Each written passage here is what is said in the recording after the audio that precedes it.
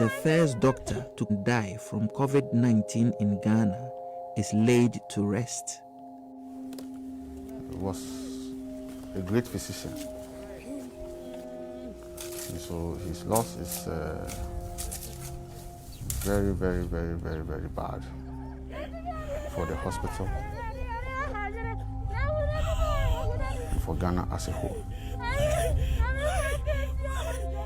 Personal protective equipment, PPE, is vital for ensuring our doctors can safely treat the virus. But these goods are in short supply, and Ghana's frontline medical staff are suffering as a result. I have been investigating one reason why PPE is disappearing. I am investigative journalist Anas Arimiao Anas. My team have been undercover in one of Ghana's best hospitals, where some staff have been selling vital PPE for personal profits. Buying and diverting supplies, while their colleagues risk their lives to save our people. That's wickedness.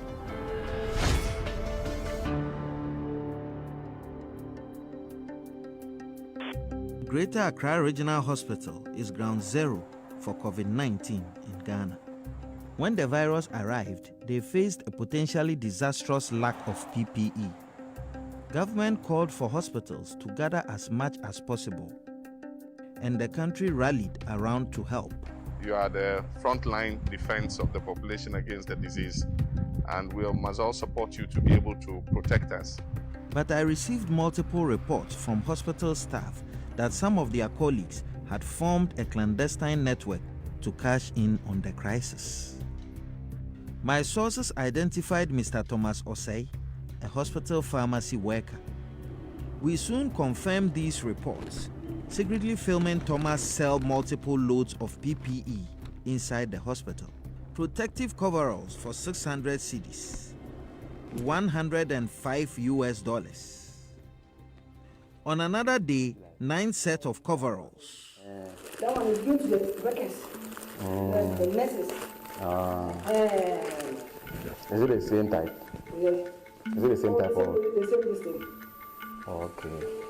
Thomas seemed completely at ease, unconcerned about selling off this life-saving medical equipment in plain sight within the hospital.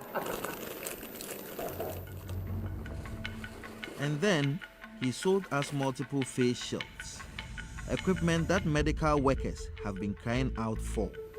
So you go unscrew this one. Then you put another one for there. The total bill came to $450. Renowned surgeon Dr. Hadi Abdallah has faced a lack of PPE while treating COVID patients. It's unbelievable. This is so bad. He was shocked by our findings. If you look at the face shield, my head of department tried on his own to try and create some for us. And apparently we had some in the country and people were selling it. Like that's wickedness.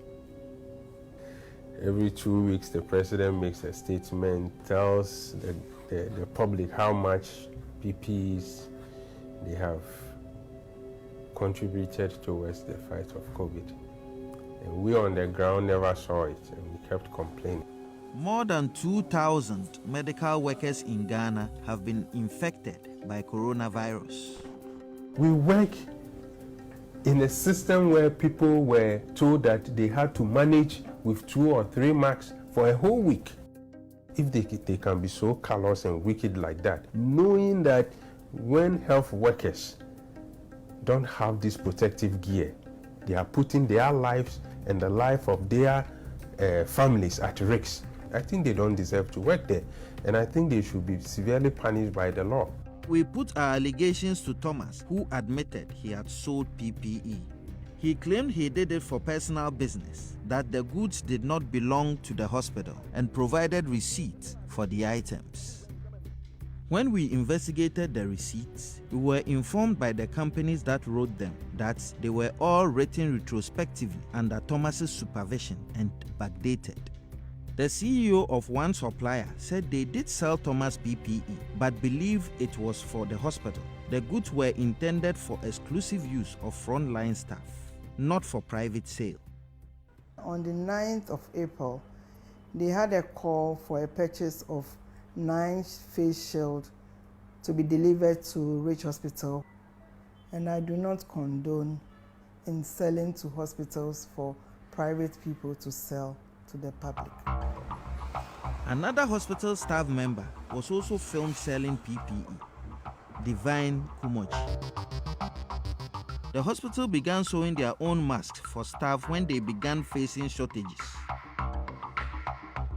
Divine was filmed selling 100 of these PPEs on site for $140. Divine didn't respond to us, but management at Greater Accra Regional Hospital launched an investigation after receiving our allegations. Both Divine and Thomas have since been suspended for privately selling PPE in breach of hospital rules. All the PPE bought during this investigation has been donated to frontline medical staff. But questions remain. How much of Ghana's vital PPE has gone missing? And how many lives could it have saved?